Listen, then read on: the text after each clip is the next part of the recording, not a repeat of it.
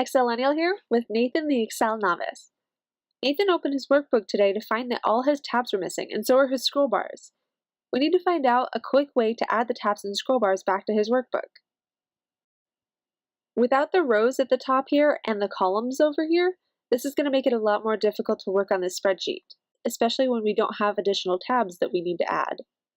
To fix this, we're going to select Excel, Preferences, and under the Views section, we're going to need to correct the sheet tabs and row and column headers.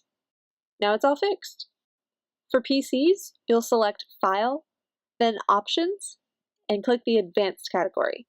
Inside the Advanced area, you're going to find Display Options for this workbook, and then clear or select Show Horizontal Scroll Bar and the Show Vertical Scroll Bar checkbox. Right below Show Horizontal Scroll Bar and Show Vertical Scroll Bar, you should also see Show Sheet Tabs.